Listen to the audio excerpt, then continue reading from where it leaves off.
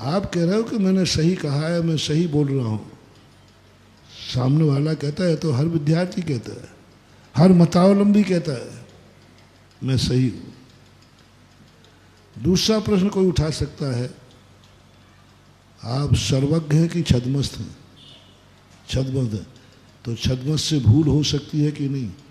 हो सकती है। तो फिर आपसे भूल हो गई हो तो?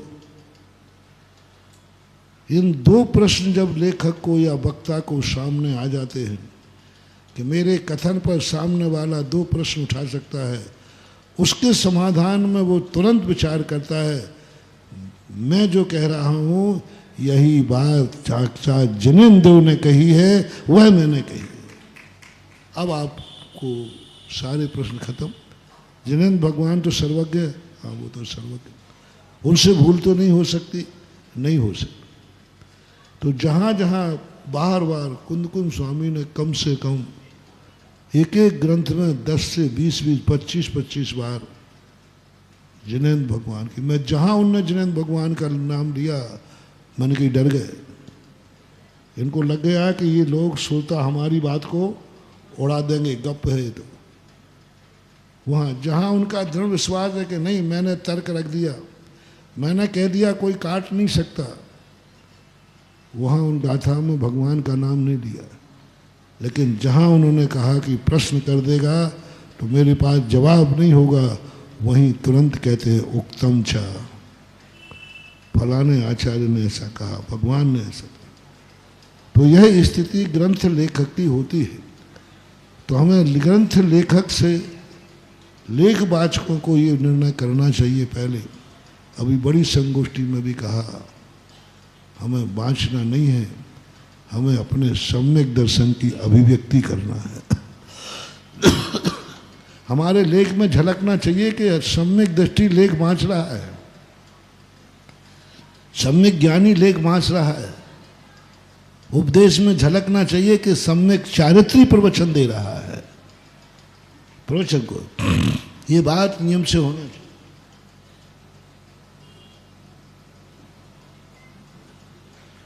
उसके कर्ता में, उसके करण में, उसकी क्रिया में, उसके शब्दों में नियम से ऐसा आएगा कि ये बात मात्र वही बोल सकता है जिसके जीवन में स्वयं चारित्र उतरा है।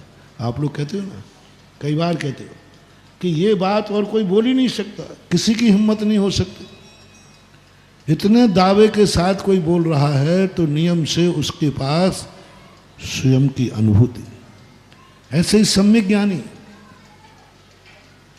सम्यक ज्ञानी एक वाचक होता है, सामान होता है, ज्ञानी होता है, सम्यक ज्ञानी नहीं।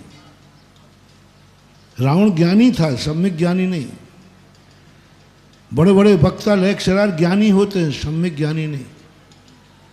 सम्यक ज्ञानी जो होता है उसकी भाषा में, उसकी टोन में निर्णयात्मक आदेश निकलेगा, वस्तु तत्व ऐसा ही है।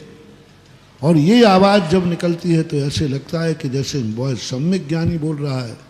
आपको विश्वास नहीं है तो मेरी बात जिनेंद्र भगवान कसौटी हो, जिनवाणी गुरु हमारे वक्तव्य के काफ़ी जांचने वाले हो, लेखक हम हों, हमारी लेखनी उत्तर पुस्तिका बनना चाहिए और गुरु जांचने वाले हो। भगवान कसौटी है, हमारा सोना। यदि ये सोना किसका है? ये सोना हमारा है। क्या सबूत है खोटा है? जिनेंद्र भगवान की कसौटी पे कस लीजिए। कसौटी तुम्हारी नहीं हो सकती। तुम्हारा सोना है, कसौटी जिनेंद्र भगवान की हो। इसको बोलते हैं कि यह सम्यक दृष्टि बोल रहा है। सम्यक दृष्टि, सम्यक ज्ञानी, सम्यक चारित्री स्वयं सोना बन जाता है और सच्चे देव शायद गुरु को कसौटी बना लेता है। ये दोनों में अंतर हो जाता है। तो हमारे लिए लेख वाचकों को जैसे अपन कुंद भगवान उनकी वाणी में झलक रहा है कि उत्तम चारित्री थे। अष्टपहड़ पढ़ने के बाद ऐसा लगता है कितना निर्मल रहा होगा पूज्य गुरुदेव कुंद कुंद भगवान का चारित्र। क्योंकि शीतलाचारी इस बात को नहीं बोल सकता, इस बुलंदी पर नहीं बोल सकता, उसके अंदर इतना साहस नहीं आ सकता। अष्टपहड़ ग्रंथ को ऐसी ऐसी स्थिति कर दी, उससे लगता है इतनी दृढ़ता बोलते समय, वक्ता को बोलते समय ये लेना चाहिए कहीं ऐसा ना हो कि मैं प्रवचन दे रहा हूँ और सामने लोग हंस रहे होंगे, देखो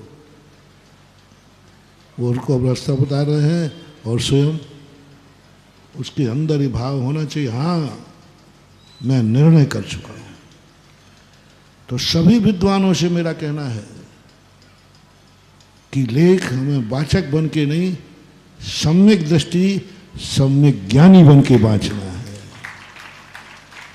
और अपने लेख में कुछ निर्णय की भाषा होना चाहिए, अपने लेख में कुछ उपलब्धि की भाषा होना चाहिए, अपने लेख में अपनी आत्मा की आवाज होना चाहिए, और आवाज में संदर्भ होना चाहिए भगवान का। उस कॉपी को जांचने का अधिकार होना चाहिए गुरु को, उसकी कसौटी होना चाहिए जिनेंद्र अथवा जिनवाणी। यदि उनकी कसौटी में हम खोरे निकल गए तो हम खोटे तो हो जाएंगे, लेकिन मिथ्या दृष्टि नहीं होगी। हमारा कथन खोटा हो जाएगा, लेकिन हम मिथ्या दृष्टि की खोटी में नहीं आएंगे, क्योंकि हमने लिखा तो है, लेकिन कसने का अधिकार हमने भगवान को दिया है। ऐसे अष्टपहड़ में जो ध्यान की चर्चा आई थी, ध्यान वस्तुतः बहुत अच्छी बात, एक शब्द खुला आज के लोगों के लिए कि जो ये मानते हैं कि वर्तमान काल में, पंचम काल में ध्यान नहीं है, ध्यान तप में आता है, तप चारित्र में आते। ध्यान कहाँ आता है? तप में, और तप चारित्र में आते। और चारित्र जो है हमारे यहाँ भावलिंगी संत को ही तप होते हैं। अभ्यंतर तप और बाह्य तप। ध्यान बाह्य तप है कि अभ्यंतर तप? अभ्यंतर तप।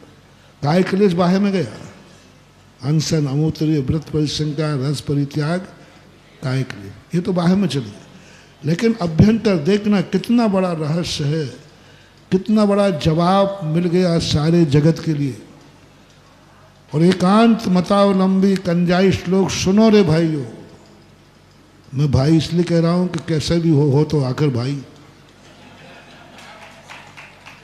अरे कैसा भी हो, मारी चाहे तो आदिनाथ का पोता ही, उसको कौन हटा सकता है?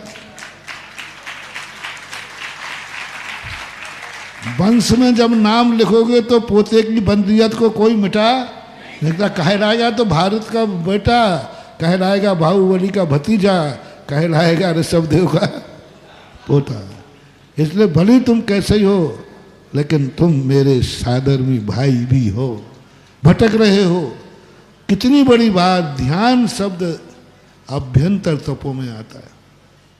जय हिंद दोस्तों, अगर आपको मेरी वीडियो अच्छी लगती है तो प्लीज़ मेरे चैनल को लाइक शेयर सब्सक्राइब करिए और इसी तरह से अपना प्यार देते रहिए। धन्यवाद।